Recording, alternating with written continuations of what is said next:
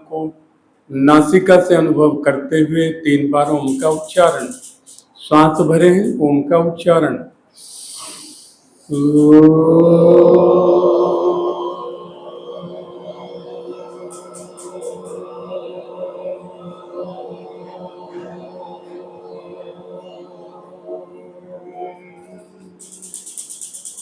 एक बार फिर से श्वास भरेंगे।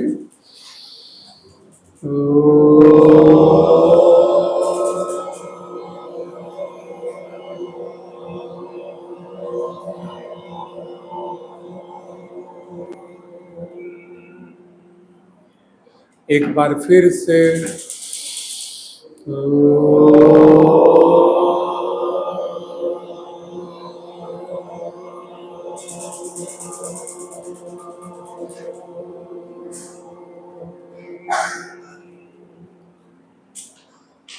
अब चाहे तो आंखें खोल सकते हैं।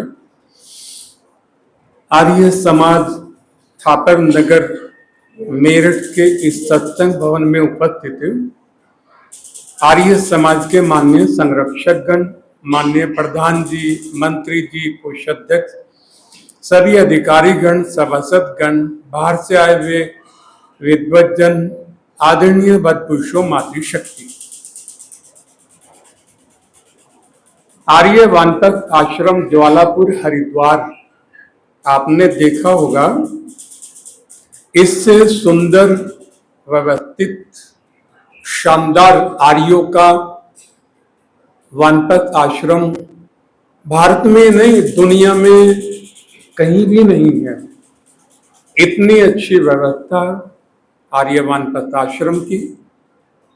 वहीं कुटिया 2/16 में रहते हुए लगभग भारत में गांव में, शहरों में प्रचार प्रसार करते हुए मन होता है कभी कभी थापर नगर आर्य समाज में आने का, क्योंकि इस समाज से जब मेरी आयु लगभग 24 वर्ष की थी तब मैं पहली बार यहां पर आया था। अनिल आर्य जी, आर्य युवा परिषद के राष्ट्रीय अध्यक्ष हैं, उनका कार्यक्रम था, तब हम सब लोग आए थे।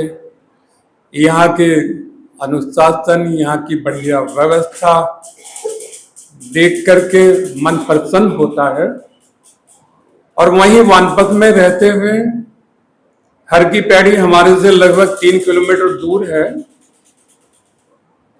गंगा तो हमारे पास में भी है। आर्य वानप्रस्थ आश्रम का खुद का घाट है। महात्मा नारायण स्वामी, जिन्होंने आश्रम की स्थापना 1928 में की थी, पास में गंगा घाट है, नारायण घाट। वहां यज्ञशाला भी है, बुधवार को हम यज्ञ करते हैं।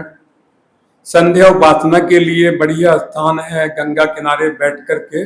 लेकिन कई बार मन होता कि चलो हर की पैड़ी घूम करके आए, भोजन कर करके। मेरे स्वभाव में है, मैं पैदल बहुत चलता हूं, लगभग 10-10 किलोमीटर प्रतिदिन गंगा किनारे भ्रमण आदि हो जाता।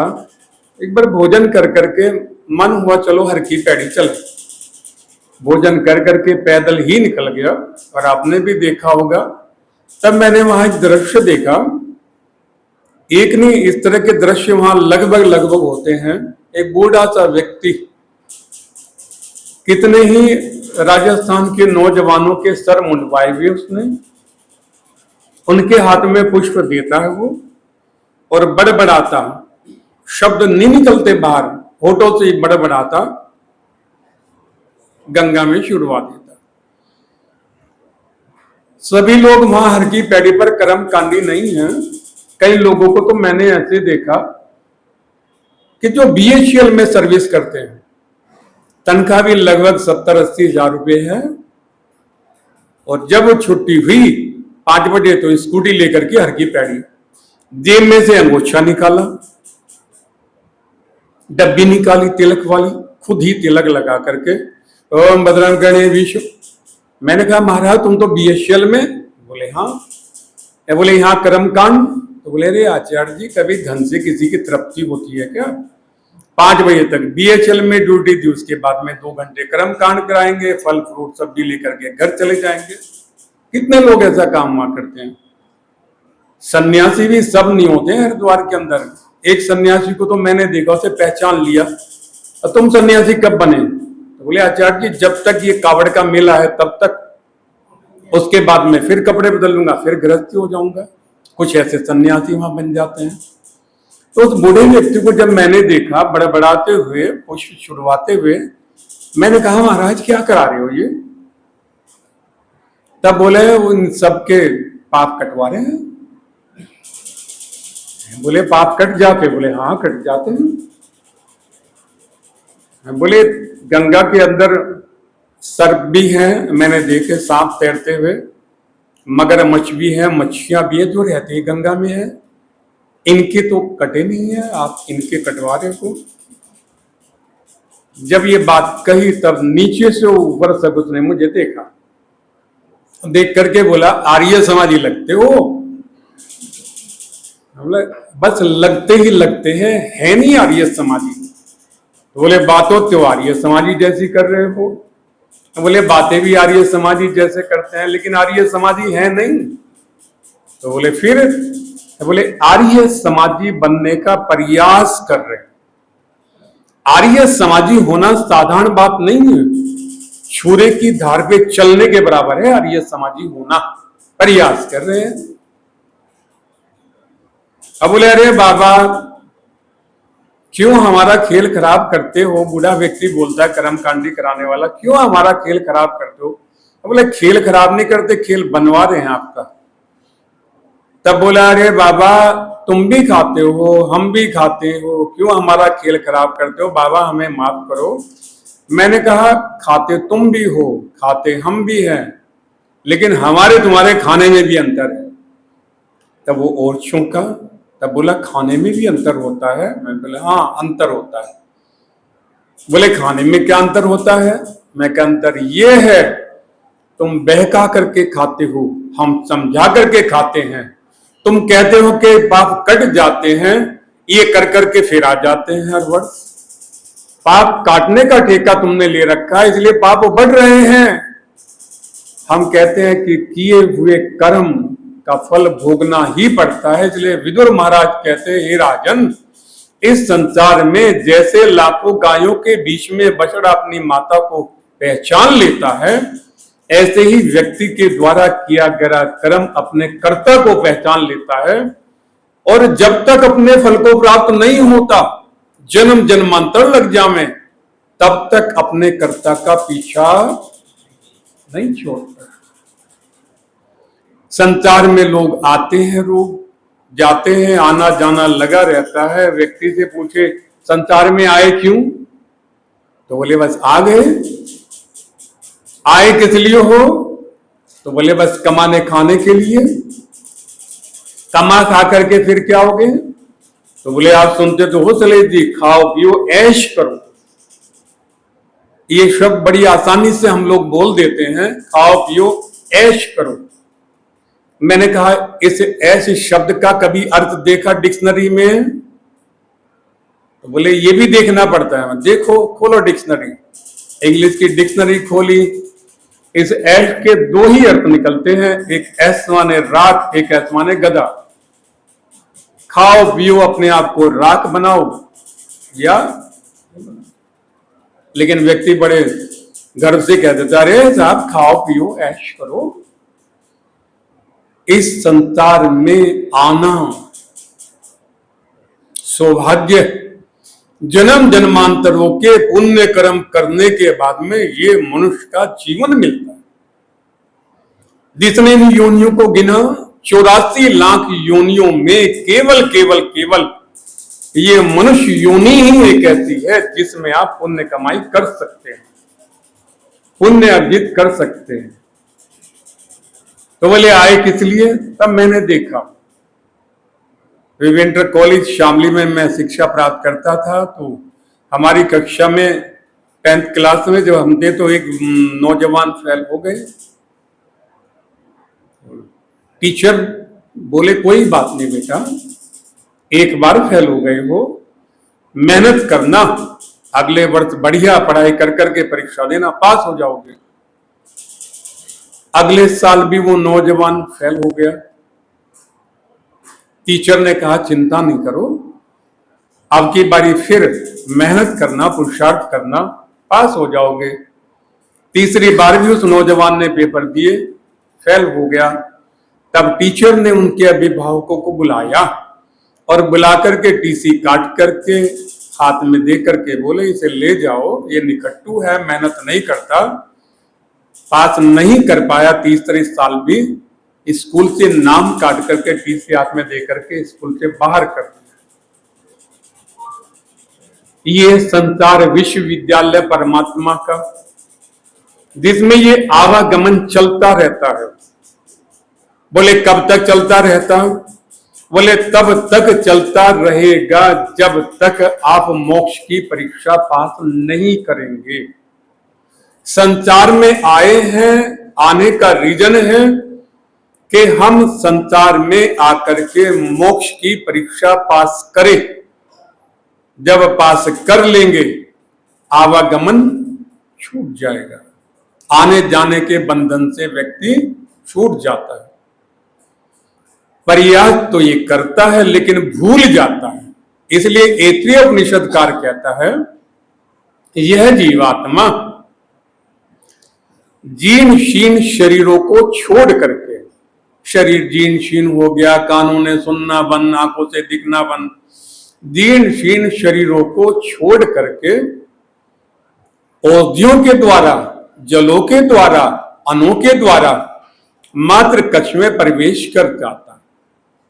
लगभग 3 महीने के पश्चात तब इसे अनुभव होता है, जरायु में तैरता हुआ, अंधकार में इधर से उधर भटकता हुआ, बाहर जाने का इसे मार्ग कोई नजर आता नहीं है। तब ये जरायु में तैरता हुआ, बिलबिलाता हुआ, मार्ग कोई नजर नहीं जब इसे आता, और जब कोई मार्ग नजर नहीं आता, कोई प्रकाश की किरण नजर नहीं आती, तब व्यक्ति को, जीवात्मा को एक ही नजर आता है, परम पिता परमात्मा। तब कहता रहे प्रभु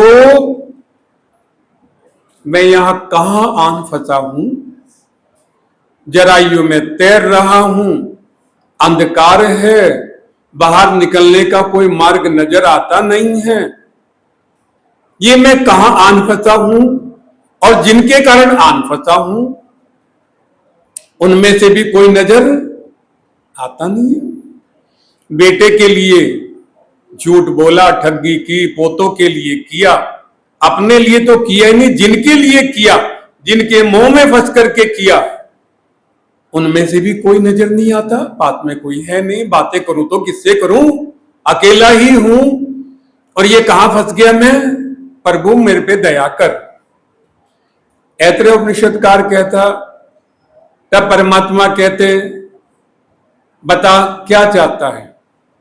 तब ये जीवात्मा परमात्मा से कहता है हे प्रभु तू तो दयालु है, कृपालु है, मुझे यहां से बाहर निकाल दे।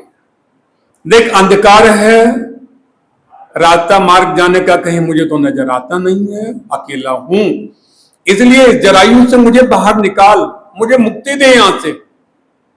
परमात्मा बोले फिर, तब ये जीवात्मा परमात्मा से वायदा करता है, और वायदा ये करता पर वो तू मुझे यहां से एक बार निकाल दे बस। बोले फिर, तब ये जीवात्मा कहता तेरी उपासना करूंगा, तेरी आराधना करूंगा, तेरी वेद की आज्ञा का पालन करूंगा, बस तू एक बार मुझे यहां से निकाल दे, मुक्ति दे दे। पर वो बोले वायदा पक्का? तो बोले मैं क्या कोई झूठ बोलता हूं? बोले झूठ नहीं बोला तो तभी तो यहां करके फंसा है, झूठ बोलता है तो ही फंसा है, झूठ पे झूठ बोलता फिर आकर के फंस जाता। जीवात्मा कहता बस प्रभु ये आखिरी बार है, अब तक जो किया भूल चूक उसकी माफी, बस मैं तुझसे वादा करता हूं कि एक बार मुझे निकाल दे, और वायदा पक्का, तेरी उपासना, तेरी आराधना, तू मुझ पे दया कर। प्रभु ने कहा वायदा याद रखना। जीवात्मा ने कहा पक्का। ईश्वर की दया कृपा होती कुछ महीनों के बाद में ये साहब बाहर आ जाते, आंखें खोल करके रोते, इधर उधर देख करके विचार करते, ये मेरी माता है, ये मेरा पिता है, ये मेरा घर है, ये मेरी कोठी है, ये मेरी बिल्डिंग है, ये गाड़ी है। ये सब देखते देखते इसका जीवन आगे बढ़ता है। सर आप आश्चर्य करेंगे कि जो वायदा प्रभु से कर करके आता है, इसके बाद में सारे काम करने का समय, व्हाट्सएप लेकर के बैठे तो समय कब इसका घंटा बीत जाए इसे पता ना लगे, फेसबुक चलाए तो इसे पता ना लगे। जब परमात्मा की उपासना के लिए ये बैठता तब इसे नींद आने लग जाती, पैर सोने लग जाते। तब तो कहता रहे प्रभु सारे मंत्र ही क्या बोलने, 3 मंत्र ही बोल दिए गायत्री के तो बहुत हो गया, और तू तो सब जानता है काम कितने मुझे हैं। तब इसे घर के बहुत सारे काम याद आने लग जाते।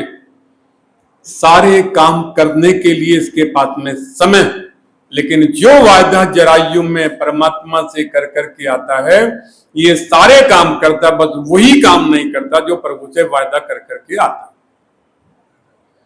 जहां सुख है वहां दुख समझता है, और जहां दुख ही दुख है वहां सुख समझता है। परमात्मा में सुख ही सुख है, लेकिन जब परमात्मा की उपासना के लिए बैठता है वहां से दुख नजर आता है। अरे ये एक आफत और हो गई, अब संध्या भी करनी पड़ेगी, उपासना भी करनी पड़ेगी। जहां दुख ही है दुनिया के पदार्थों में, वहां ये सुख अनुभव करता है। जहां दुख वहां सुख अनुभव करता, जहां सुख ही सुख है वहां दुख अनुभव करता। धीरे धीरे जीवन बढ़ता चला जाता, और फिर मोह माया के चक्र में फंस करके ये फिर वहीं जरायु में आ जाता। कहने का अभिप्राय आदरणीय बदपुरुषों, वायदा तो प्रभु से करता है लेकिन उस मार्ग पे चलता नहीं। एक व्यक्ति को मैंने देखा, नाम उनका हजारीमल, बड़े संपन्न व्यक्ति, बहुत धन वाले व्यक्ति, हमारे यहां आया करते थे, बड़े सामाजिक थे। एक समय आया जब मैं आर्य समाज में प्रवचन करने गया, तब वो मुझे देख करके आए, बोले महाशय जी कब आए? बोले 2 दिन पहले आए हैं, आर्य समाज में कार्यक्रम है। तब मुझसे बोले सलेश जी यदि टाइम हो थोड़ा सा तो मेरा एक मुहूर्त करवा दीजिएगा। आपका कैसा मुहूर्त इस उम्र में, 80-85 के आप हो गए हैं, मुहूर्त कैसा? तब बोले एक चक्की लगाई है मैंने आटा पीसने की, उसका मुहूर्त करवा। बोले चक्की पीसने, आटा पीसने वाली चक्की? हजारी लाल जी आपका तो पीतमपुरा में बढ़िया जूते का शोरूम, कपड़े का शोरूम आपका है, आप तो बड़े धन्नाट, नाम भी आपका हजारी लाल है, कपड़े का शोरूम, कपड़े की दुकानें हैं, शोरूम है, जूते के शोरूम है, और ये आटा पीसने की चक्की? तब आंखों में आंसू भर करके बोला आचार्य जी 2 बेटे मेरे पास में जो था इस आयु में लगभग बांट करके मैंने उन दोनों को दे दिया। बोला फिर? बोले दोनों बेटे अपमान करते हैं। बोले क्यों? तो बोले बड़ा इसलिए कि छोटे को ज्यादा दिया है, छोटा इसलिए अपमान करता कि बड़े को ज्यादा दिया है। मेरे पास जो था मैंने दे दिया बांट करके, दोनों अपमान करते हैं। और आंखों में आंसू भर करके कहता है बहुत दुखी हूं आचार्य जी, उसी दुख के कारण मुझे कोई भोजन नहीं देता, नाश्ता नहीं कराता, चक्की लगा रहा हूं, छोटी सी आटा पीस करके अपना गुजारा करूंगा। तो मैंने कहा हजारीलाल जी आप तो बड़े दुखी हो। रोने लग गया बच्चों की तरह हिड़कियां भर करके। बोले आचार्य जी मैं बहुत दुखी हूं, बहुत तकलीफ में हूं, बड़ा कष्ट में हूं। मैंने कहा सुख चाहते हो? चौंक करके पड़ा। बोले हाँ, सुख कौन नहीं चाहता। बोले चलो मेरे साथ में। फिर चौंकता है, बोले कहां? बोले हरिद्वार। आर्य वानप्रस्थ आश्रम के बराबर में पातंजलि योग धाम है, स्वामी दिव्यानंद जी का, 50 कमरे हैं, साधना करने के लिए गुफा है, सुबह शाम यज्ञ होता है, कैंटीन में भोजन नाश्ता बनता है, गंगा का किनारा है, आपकी सारी व्यवस्था मैं वहां कर दूंगा, आपको कोई पैसा नहीं देना, आप वहां रहिएगा, उपासना साधना कीजिएगा, गंगा में स्नान कीजिएगा, भोजन नाश्ता करो, गुफा में साधना करो, और वहीं रहो, भजन सत्संग करो, ईश्वर की आराधना उपासना करो, आनंद ही आनंद है, सुख ही सुख है, चलो। हजारी लाल जी बोले मैं नहीं जाऊंगा। बोले यहां दुखी हो, बच्चों के साथ में दुखी हो, तुम्हारा अपमान करते हैं, तुम्हारे साथ में दुर्व्यवहार करते हैं, भोजन की समस्या, कष्ट में हो, तकलीफ में हो, और वहां सुखी सुख है, बनाना नहीं पड़ेगा, बना बनाया। हरिद्वार हरि के दरवाजे पे पहुंच रहे हो, खर्चा कुछ नहीं करना है, चलो। हजारी लाल कहता नहीं आचार्य जी मैं नहीं जाऊंगा। बोले क्यों नहीं जाओगे? तब बोला मोह में, बेटियों का मोह, पोतों का मोह, इस मोह के बंधन में ऐसा झगड़ा हुआ आचार्य जी, दुख पाऊंगा, कष्ट पाऊंगा, इन सब की सुनूंगा, नहीं सड़ूंगा, नहीं मरूंगा। और वहीं सड़ सड़ करके वो व्यक्ति मरा। इसलिए ऋषि ध्यान जी महाराज से पूछा ये मोक्ष क्या है? तो बोले दुखों से छूटना। दुखों से छूटने का नाम मोक्ष है। जिधर सुख है उधर निकलो, आगे बढ़ो, उधर कदम बढ़ाते नहीं हैं। इसलिए सुख आवे तो कहां से आवे, परमात्मा की उपासना में बैठते नहीं हैं। इसलिए ये आवागमन का चक्र तब तक चलता रहेगा जब तक मोक्ष की परीक्षा पास नहीं करोगे। तो बोले मोक्ष की परीक्षा पास कैसे होती है, इसका सिलेबस, इसका क्या कुछ है? तो बोले शुद्ध ज्ञान, शुद्ध कर्म, शुद्ध उपासना। हमारा ज्ञान भी शुद्ध हो, कर्म भी शुद्ध हो, उपासना भी शुद्ध हो। बोले ज्ञान भी अशुद्ध होता है? बोले हाँ होता है। आज यदि आप संसार के अंदर देखें, परमात्मा की बनाई हुई मूर्तियों का अपमान होता है, मनुष्य की बनाई हुई मूर्तियों का सम्मान होता है। ये अशुद्ध ज्ञान ही तो है। आज लोग परमात्मा को भी भूले हुए हैं, परमात्मा को जानते नहीं। पीछे हम अहमदाबाद में थे, फरवरी का पूरा महीने, तब बात आई मंदिरों की। एक व्यक्ति मुझसे बोला आचार्य जी हमारे यहाँ तो बड़े भगवान के मंदिर हैं।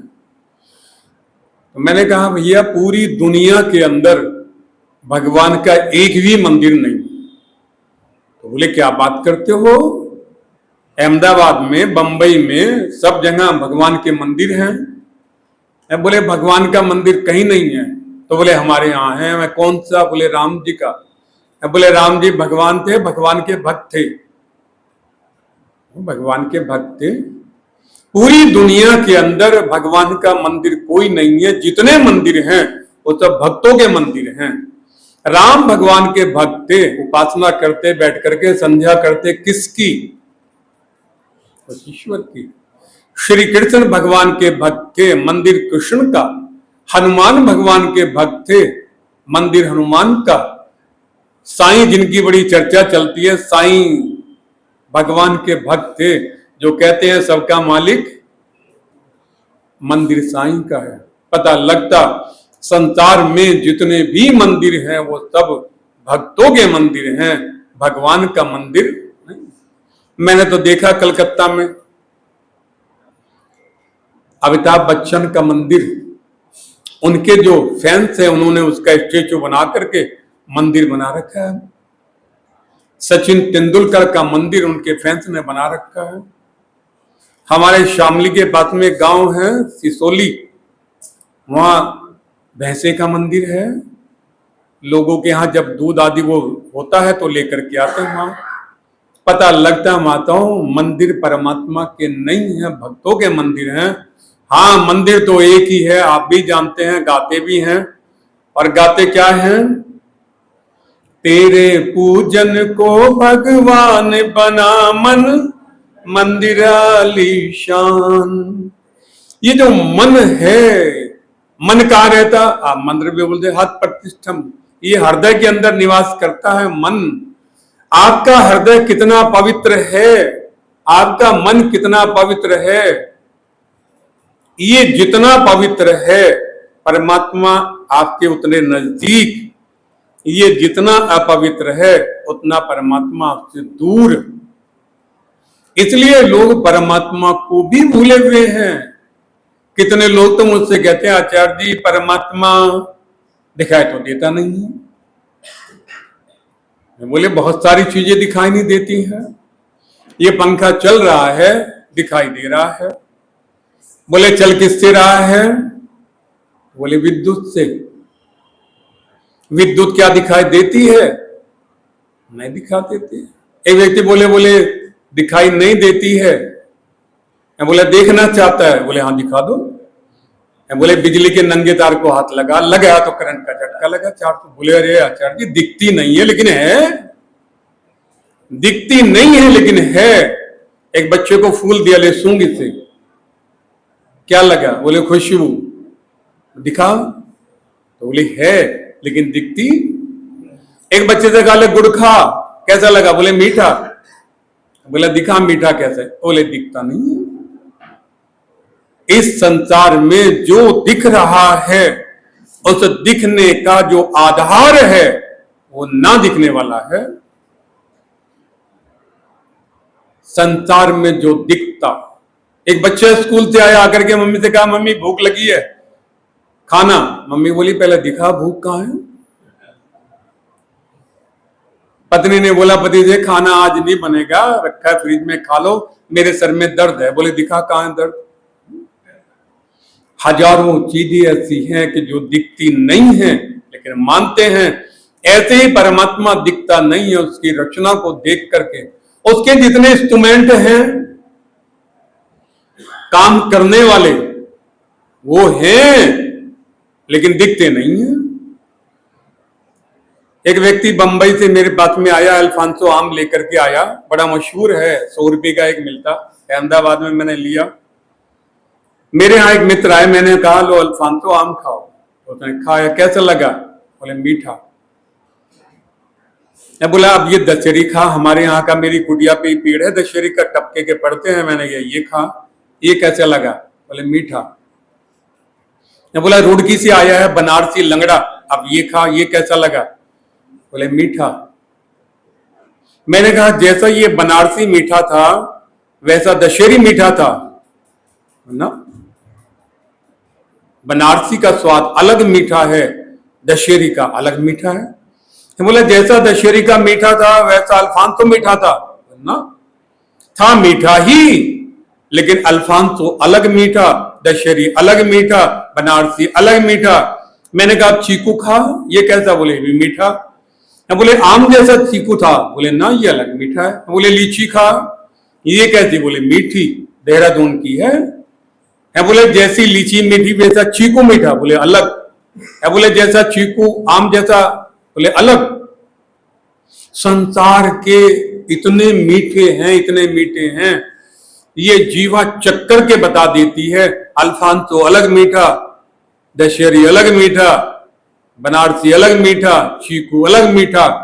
डॉक्टर ने कहा है जीभ में कौन सा इंस्ट्रूमेंट है, इसको खोलो और खोल करके इंस्ट्रूमेंट देखो कौन सा है।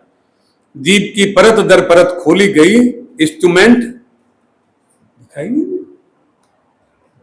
ये कान सुनकर के बता देते हैं ये सेठी साहब की आवाज है, ये अशोक जी की आवाज है। 10 साल पहले कोई मित्र मिले हो, फोन आया, अरे अच्छा हो आप बोल रहे हो। कान की परत दर परत खोली, इंस्ट्रूमेंट दिखाई नहीं दिया। पता लगता परमात्मा जैसे दिखाई नहीं दिखता लेकिन है, रचना दिखाई देती, ऐसे उसके इंस्ट्रूमेंट। आपके यहां भजन क्या जाता? हाथ को रख के कानों पर करो कोशिश दबाने की, तुम्हें आवाज आएगी प्रभु के कारखाने की। जो बढ़िया माल बनता है इसी में जब्त होता है, व्यवस्था है कचरे को बाहर गिराने की। इसमें रगड़ाई भी होती है, घिसाई भी होती है, शानस भी होती है। इंस्ट्रूमेंट काम कर रहे हैं लेकिन मैंने शामली में हार्ट सर्जन से कहा जरा जब खोलो तो मुझे दिखाना कौन से इंस्ट्रूमेंट हैं। डॉक्टर डीपी गुप्ता बोले मैंने कई बार हार्ट के ऑपरेशन किए, इंस्ट्रूमेंट मुझे आज तक नहीं। पता लगता आदरणीय बदभूषो मातृशक्ति परमात्मा जैसे दिखता नहीं, उसकी रचना दिखाई देती है। इसी तरह परमात्मा के इंस्ट्रूमेंट भी दिखाई नहीं देते हैं, लेकिन हैं। एक व्यक्ति मुझसे बोले, आचार्य जी आप लोग कहते हैं कि किए हुए कर्मों का फल मिलता।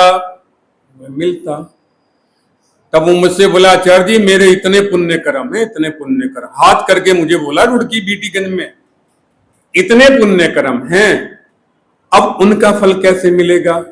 और आप कहते ही हो कि पुण्य कर्म केवल मनुष्य योनि में होते हैं, सर्प योनि में कोई पुण्य कर्म नहीं कर सकता, कुत्ता बनकर के कोई पुण्य कर्म नहीं कर सकता, शेर बनकर के किसी भी योनि में पुण्य कर्म नहीं, केवल पुण्य कमाई की यदि कोई योनि है तो मनुष्य योनि है।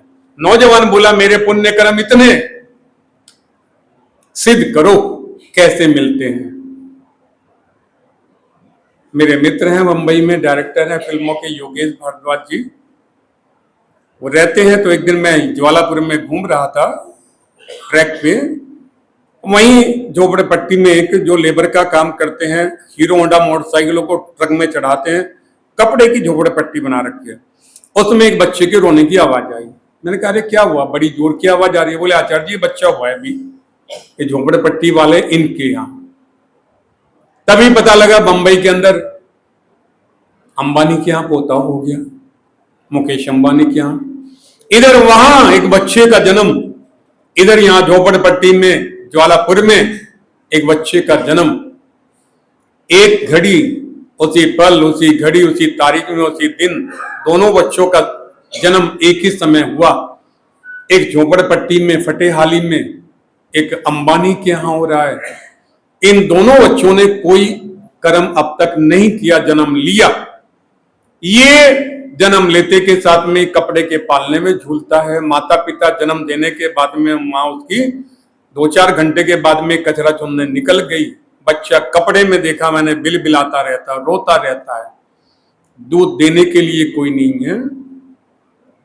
उधर जन्म लेते के साथ में आचार्य लोग आ रहे हैं सोने की सलाखा लेकर के, शहद में डुबो करके जीवा पे ओम लिख रहे हैं, बधाइयां दी जा रही हैं, मिठाइयां बंट रही हैं, बच्चे को गुलाब जल में स्नान कराया जा रहा है। एक ये बच्चा और एक ये बच्चा, वो बच्चा जन्म लेते के साथ में जियो का मालिक बन गया, बनी बनाई बिल्डिंग बन गई, मिल गई, कारें मिल गई, फैक्ट्रियां मिल गई, बैंक बैलेंस मिल गया। क्या उस बच्चे को चिंता है कि तुझे मकान बनाना पड़ेगा, गाड़ी खरीदनी पड़ेगी, बिल्डिंग बनानी पड़ेगी? कोई चिंता नहीं है, तब बना बनाया मिल गया। ये फटेहाली में कपड़े के पालने में झूलता है, माता पिता खाली बोतलें आदि इकट्ठी कर करके गुजारा करते हैं। एक ये बच्चा, मैंने कहा देख, एक बच्चे का जन्म यहां और एक बच्चे का जन्म वहां, जन्म लेते ही अरबों खरबों का मालिक, पुण्य कर्म थे, अंबानी के यहां आ गया, नहीं थे तो यहां आया। तब मुझे बोला अरे आचार्य जी मान लिया आपकी बात, किसी कारण से मान लीजिएगा मेरा कोई कर्म बिगड़ गया, कर्म बिगड़ भी जाता है। कई बार मैंने बच्चों को देखा, माता पिता कहते आचार्य जी जब तक ये 15 साल का था बढ़िया यज्ञ में बैठता था, संध्या करता, अब पता नहीं इसकी संगत क्या बिगड़ गई, ना यज्ञ में बैठता है ना संध्या करता है, संगत बिगड़ जाती कई बार। तब वो नौजवान बोला आचार्य जी मेरी संगत गई बिगड़, कर्म गया मेरा बिगड़, पुण्य मेरे अभी इतने हैं, मेरा जन्म मनुष्य का नहीं हुआ, कर्म बिगड़ गया तो जन्म मनुष्य का नहीं हुआ। बोला जन्म किसका हुआ? तब मुझसे बोला आचार्य जी जन्म हो गया कुत्ते की योनि में, पुण्य मेरे इतने हैं। अब बताओ मैं आ तो गया कुत्ते की योनि में, लेकिन पुण्य मेरे इतने हैं, ये पुण्य कहां जाएंगे? बोले तुझे ही मिलेंगे, कर्म तेरे हैं, पुण्य तेरे हैं, तुझे ही मिलेंगे। बोले मैं तो कुत्ते की योनि में। बोले वहीं मिलेंगे। बोले कहां? बोले अंबानी के यहां। हम जाते हैं बंबई में कई बारी, आप भी कभी यूट्यूब खोल के देखना, अंबानी के ए एलिसेशन कुत्ते हैं, हर कुत्ते का कमरा अलग, हर कुत्ते के साथ में नौकर अलग, एसी कमरा है, हर कुत्ते का अलग कमरा एसी है, उसके साथ में नौकर है, उन्हें गुलाब जल में स्नान आदि कराए जाते हैं, हर हफ्ते ब्यूटी पार्लर में जाते हैं, बालों की कटिंग वटिंग उनकी होती है, नुखून आदि कटवा करके, वो चश्मा लगा करके, कैप लगा करके गाड़ी में मैंने देखा, बांद्रा में, अंधेरी में उन्हें घूमते हुए देखा है। पता लगता आदरणीय बदपुरुषों किया हुआ कर्म। मैं क्या बोला, देख तो कुत्ते की योनि में भी आ गया, एसी कमरों में रहता है, गाड़ियों में घूमता है। तो बोले आचार्य जी बस इतना ही? मैं क्या और चाहता है? बोले हाँ। बोले हर कुत्ते का जन्मदिन मनाया जाता है, साधारण केक नहीं आता है, 5,000 का एक केक आता है। जब उनका जन्मदिन होता है केक काटते हैं, कटवाते हैं, गलों में चॉकलेट की माला, सर पे टोपी, हैप्पी बर्थडे, चश्मा लगाए हुए। मैं बोला देख जन्मदिन मनाए जा रहे हैं। तो बोले आचार्य जी बस इतना ही? मैं क्या और चाहता है? बोले हाँ। मैं बोले हर कुत्ते का पासपोर्ट बना हुआ है। जब भी नीता अंबानी, मुकेश अंबानी अपने जंबू जेट में बैठ करके जाते हैं, उन्हें भी विदेश में लेकर के जाते हैं। हर कुत्ते का पासपोर्ट है, जन्मदिन मनाया जाता है, इसी कमरे में रहते हैं। देख तेरे पुण्य कर्म हैं। एक वो कुत्ता है जो दर दर की ठोकरें खाता है, कभी इस दरवाजे पे जाता, कभी उस दरवाजे पर, एक एक टुकड़े के लिए भिखारियों की तरह पीटता है। एक वो कुत्ता और एक तू देख। बोले आचार्य जी इतना ही? मैं और भी चाहता है? बोले हाँ। बोले सुन, मुकेश अंबानी की पत्नी नीता अंबानी अपनी गोद में कुत्ते के पिल्लों को रखती है, अपने हाथ से दूध में बिस्कुट भिगो करके उन्हें खिलाती है, ले खा। ना खिलाए तो वो खाए नहीं। बोले तुम खिलाओगी तो खाऊंगा, ना तो नहीं। अपने हाथ से नहलाती है, अपने बिस्तर में रखती है, अपने गाड़ी में लेकर के घूमती है, अपनी गोद में रखती है। और जो नीता अंबानी का पोता है उसे नौकर नहलाते हैं, नौकर कपड़े बदलते हैं, नौकर स्कूल लेकर के जाते हैं। बोले देख नीता अंबानी के पोते को नौकर और तुझे। वो आदरणीय बदपुरुषों, मातृशक्ति इस संसार में किया हुआ कर्म। तब बोला आचार्य जी कुत्ते की आयु तो 20 ही वर्ष होती है, इससे भी मैं निकल गया। बोले चल कहां चलेगा? बोले घोड़े की योनि में, और पुण्य भी मेरे बच्चे भी हैं। इनका फल मैं क्या आज दिल्ली में हमारे पास में? बोले वहां क्या? बोले राष्ट्रपति भवन में देख अरबी घोड़े हैं। साल में एक बार काम करना पड़ता है उन अरबी घोड़ों को। राष्ट्रपति एक बार बग्गी में चलती है 26 जनवरी को, साल में एक बार बग्गी में वो जुटते हैं।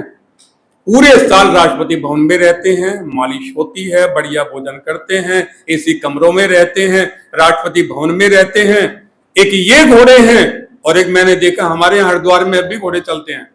कभी बैठना हो तांगे में, हर की पैड़ी से पहले कोतवाली और स्टेशन के बीच में तांगे हैं, वो घोड़ा एक वो सवारी बैठाई और घोड़े की पिटाई, चल लेकर के खींच। अपनी मर्जी से खा नहीं सकता, वो जाली मुंह पे लगा देते हैं, वो रस्सी वाली, अपनी मर्जी से खाएगा नहीं, अपनी मर्जी से देखेगा नहीं, चमड़े के कवर आंखों पे लगा देते हैं, सीधा चल। एक ये घोड़ा है जो रोज पिटाई होती है, अपनी मर्जी से खा नहीं सकता, अपनी मर्जी से देख नहीं सकता। एक वो घोड़ा है जो राष्ट्रपति भवन में रहता है। मतलब देख किए हुए पुण्य कर्म आपको मिलेंगे। यदि पुण्य कर्म है ही नहीं तो जिस योनि में जाओगे, एक वो कुत्ता जो एसी में रहता है, एक फटेहाली में दर दर जाता है। इसलिए इस जन्म में पुण्य कमाई करना, पुण्य कमाई होगी, जिस योनि में जाओगे उसमें मिल जाएगी। इसलिए पता लगता आदरणीय बदपुरुषों, माताओं, इस संसार में आने का रीजन केवल केवल यही है। ये संसार लेन देन की मंडी है। अपने कर्म शुद्ध बनाओ उस परमात्मा की। कौन? कई बार हम पूछते हैं बच्चों से परमात्मा की पहचान। बालकपन में पढ़ाया जाता था हमें, जिसने सूरज चांद बनाया, जिसने तारों को महकाया, जिसने फूलों को महकाया, हम उस ईश्वर के गुण गावें। पढ़ाया जाता। बोले ईश्वर कौन? बोले जो सूर्य को बनाता है, जो तारों को महकाता है, जो फूलों के अंदर सुगंध डाल देता है। एक छोटी सी तितली, वानपथ में मेरी कुटिया में फूलों का गुलदस्ता बढ़िया, एक तितली उड़ती हुई आई। मैंने कहा बैठ गुलदस्ते पे, विभिन्न प्रकार के फूल, उसमें बड़ा सुंदर चाइनीज फूलों का गुलदस्ता है। नहीं बैठी, और जाकर के सामने एक पेड़ पे गेंदे का फूल था, उस पे जाकर के बैठ गई।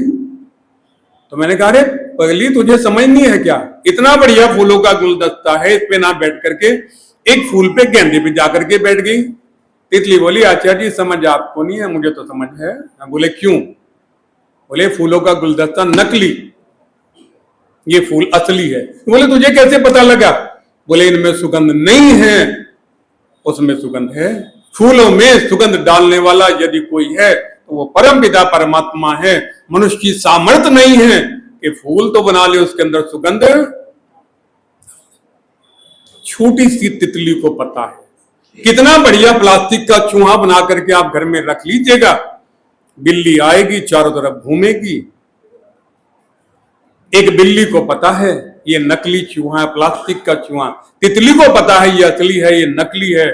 और हम परमात्मा की अनुपम कृति हैं। हम सारे संसार को बना करके, पहाड़, नदियां, सरोवर, मधुमक्खियां, सब पशु पक्षी बना करके तब इस मनुष्य को बनाया परमात्मा ने। जा तेन तक्तेन भुंजयता मां हृदय के सचिव जन्म, त्याग पूर्वक भोग करना। संसार में जो कुछ है मेरा है, तेरा नहीं है। हम मननशील मनुष्य योनि अनुपम कृति, और हम अपनी ही बनाई हुई तिलक माला। ओ आदरणीय मत माताओं, इसलिए शुद्ध ज्ञान हमारा हो।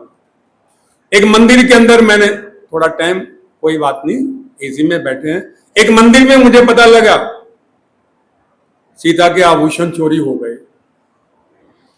हम लोग कार्यक्रम में थे तो हम लोग गए, उसे पुजारी को पकड़ करके पुलिस ने बंद कर दिया। सीता के आभूषण चोरी हुए, तुमने उठाए। हम लोग गए, उपदेशक लोग, अरे भैया इसे क्यों पुजारियों को पकड़ लिया? और पुलिस वाले बोले, आचार्य जी सीता के आभूषण चोरी किए हैं।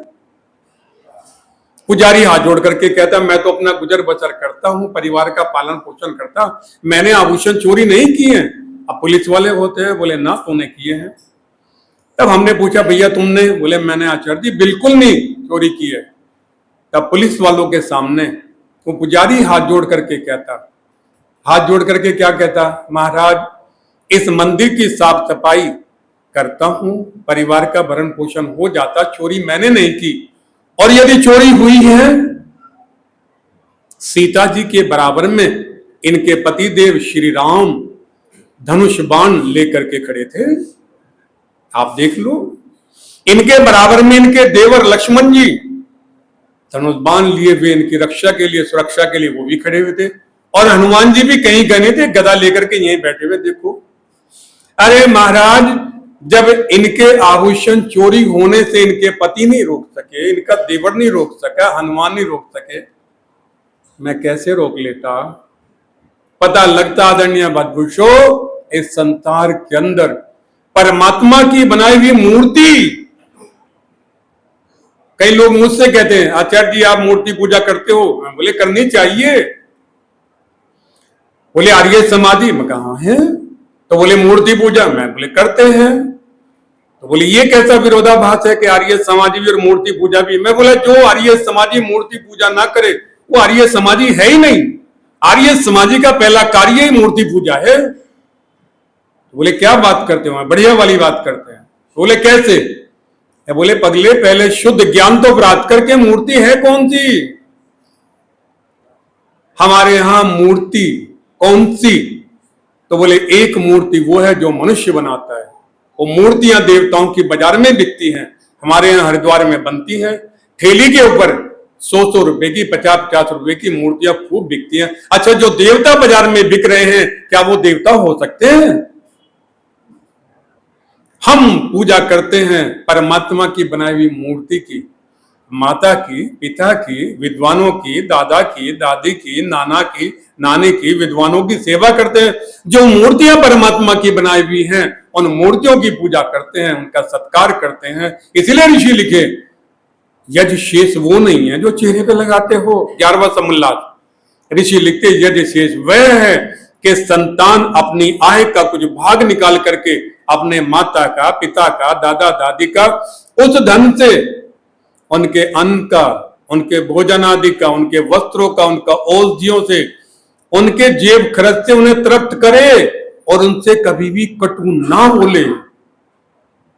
भगवान की बनाई हुई मूर्तियों पर जो धन खर्च करते हो वो आपके पुण्य कर्म बन करके, धर्म के सिक्के बन करके परमात्मा के खाते में जमा हो जाते हैं। अपनी बनाई हुई मूर्तियों पर जो आप खर्च करते हो वह निकृष्ट दान की श्रेणी में आता है, उसका कोई रिटर्न नहीं है। कैसे ये पुण्य कर्म धर्म के सिक्के बन जाते हैं, समय को देखते हुए इसकी चर्चा अगली बार कभी आना होगा करेंगे। ये धर्म के सिक्के परमात्मा के यहां ये नोट नहीं चलते। ये तो मोदी जी कब कह दे कागज के टुकड़े। जब ये नोट बंद हुए, हम बादशाह के अंदर थे लखनऊ के पास में, ज्वेलर्स के यहाँ भोजन कर रहे थे, 8 बजे का समय, उन्होंने कहा कागज के टुकड़े। बोले रे आचार्य जी, हमारे पास तो 50 लाख होता है, हम सोना आदि खरीदते हैं, ये क्या हो गया? हमने देखा गंगा में बहते हुए। ये धन परमात्मा का धन नहीं है।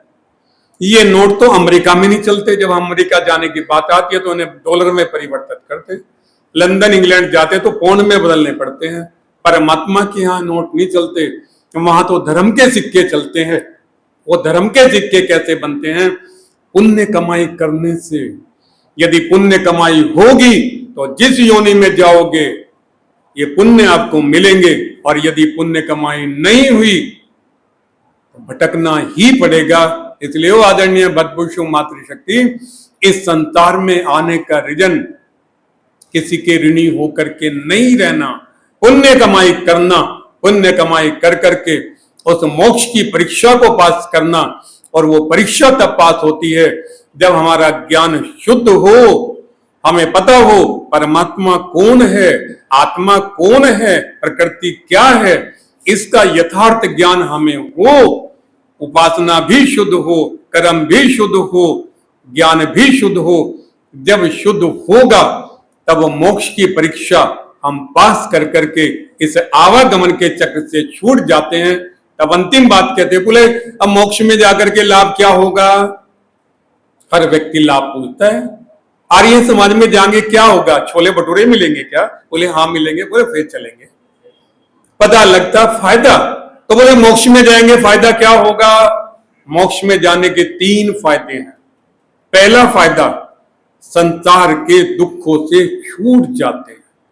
वो जैसे हजारी लाल जी फंसे ना दुखों में, वही सड़ना मरना, संसार के दुखों से छूट जाना, परमात्मा के आनंद को प्राप्त करना, और बिना खर्च के चांद पे जाना हो, बिना खर्च के। हम आए हरिद्वार से तो टिकट लगा, एसी का था तो टिकट लगा, और वहां जब परमात्मा के मोक्ष में रहेंगे, परमात्मा की सामर्थ्य से चांद पे जाना हो, संकल्प मात्र से परमात्मा का सानिध्य, चांद पे जाओ, मंगल पे जाओ, बृहस्पति पे जाओ, फ्री यात्रा, सारे दुखों से छूटना, परमात्मा का आनंद प्राप्त होता। इसलिए आइए हम सब मिल करके मोक्ष का यत्न करें, और ये योनि मनुष्य की हमें मिली है, इसमें अधिक से अधिक पुण्य कमाई करें। कैसे पुण्य कमाई होती है, कौन सा कर्म शुभ कर्म है, कौन सा बंधन वाला, इसकी फिर कभी चर्चा करेंगे। इसलिए आदरणीय बदपुरुषों, आप सबके बीच में आने का मन था। आदरणीय सेठी साहब जी को, जब ये भी जवान थे, जवान मैं भी था, जवान आज भी ये हैं, जवान मैं भी आज हूं। क्योंकि हमारे यहाँ तो कहते जीवे विशर्दतम, हम तो बुढ़ापा 100 साल के बाद में मानते हैं, वहां से शुरुआत होती है बुढ़ापे की। 100 साल तक तो जवान ही रहते हैं। इसलिए मन था